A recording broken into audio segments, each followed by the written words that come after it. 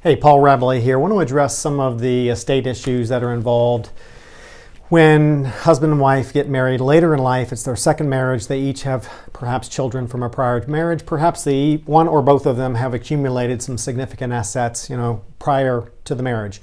Some of the issues that, surface are, what are the legal issues? Should we have a prenup? Should we change our will or trust? So I'm going to focus on some of that now, and particularly on the kind of prenup, as it's called, issue.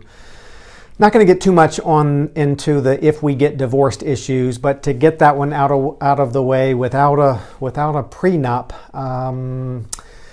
and a married couple gets married later in life, there's going to be some community property issues. They get divorced, they're each likely to have some separate property, and they're likely to have some community property, and there may very well be a battle as to, okay, what is community property and what is separate, even if they kept their accounts separate, because of the rule that says that income a spouse acquires during the marriage is community property, even if it's in the name of just the one spouse. So there's a number of if we get divorced issues. I don't want to focus on that. I really want to get to the estate issues, because that seems to be a more important issue when maybe they're in their late 60s, their 70s, they're getting married, they either divorced or lost their spouse, and they feel like the marriage is going to be certain. But the bigger concern is, I'm entering this marriage with money, with assets, with property, with a business, and if I pass away, I really don't want my kids, I want them to be protected. I don't want them to battle with their stepmother over the assets. So what can we do to avoid that and get it all straight? So I'm going to go through really three scenarios. The if they do no planning scenario, if they do some planning scenario, and then what we see a lot of people do. If no planning gets done prior to the marriage, then they're going to be in this community property regime. So anything either one of them acquires during the marriage is community property. It's owned 50-50. Any income that the separate property of one of the spouses produces is community property. That's an area where families and people often get tripped up. They don't realize that maybe the husband enters the marriage with a business that produces dividends, or with investments that produce dividends or interest, or with rental property that produces rental income. All of those fruits that separate property produce are community property unless you've provided otherwise. So with no legal planning in place, it gets really tricky. So community property really defined as anything acquired during the marriage through the effort or skill of either spouse, and then also income that the separate property of one of the spouses produces is community property. Separate property, typically three things: property that a spouse brought into the marriage, property that a spouse receives through an inheritance, or property that a spouse receives through a donation. Those are the kind of definitions of separate property. Okay, so if they do no planning, let's go through the example. Maybe the husband has more than the wife, and he gets married, they do no planning, he earns some assets that get dumped into what he calls his accounts. His accounts produce some interest and dividends. All of that new stuff is community property. He dies or she dies, either one. If he dies, his children are saying, all of what's in my father's name is ours. And the wife is saying, no, part of it is community property, 50% of it's mine.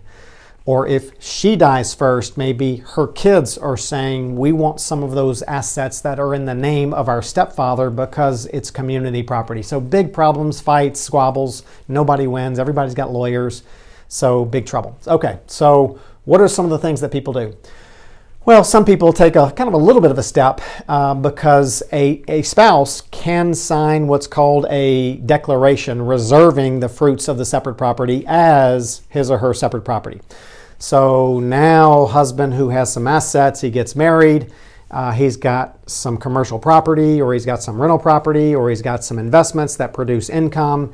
He can sign a declaration reserving that all that income from his separate property is his separate property. So that tightens it up a little bit. he can't do it without his spouse knowing about it. He'll have to provide a copy of that declaration to his spouse, and he'll have to record it in the appropriate public land records. So some people sign that declaration. More often than not, though, we see couples in those circumstances sign what's called a matrimonial agreement. Also called a bunch of other things, whether it's a prenup or a marriage contract or a separate property agreement. The purpose behind that matrimonial agreement is to modify this kind of default community property regime that applies if you don't have a declaration or a matrimonial agreement. So the typical matrimonial agreement, I've prepared and reviewed many of them. A rough estimate is maybe 9 out of 10 all do the same thing. They just keep everything separate. What the husband brings into the marriage, what he earns, what his income is, plus what his debts are, that's all his separate property and his separate debts.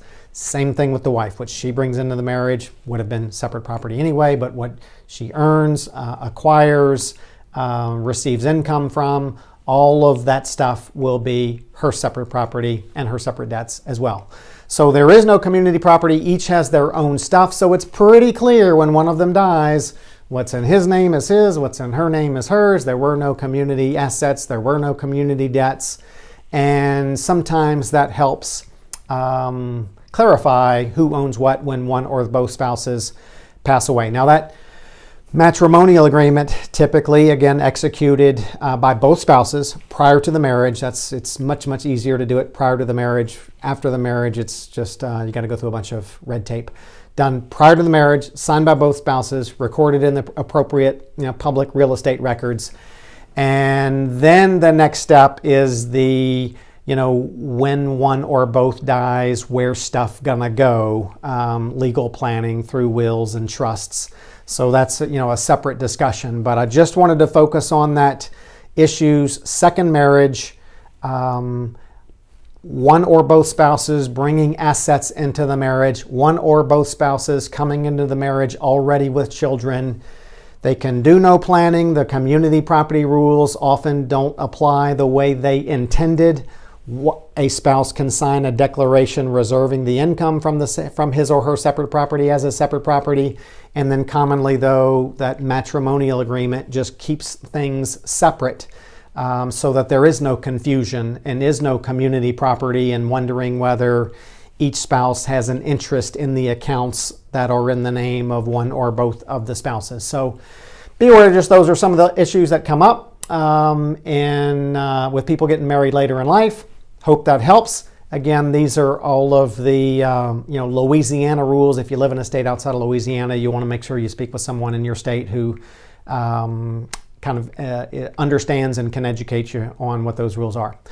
Hope that helps. Have a great day.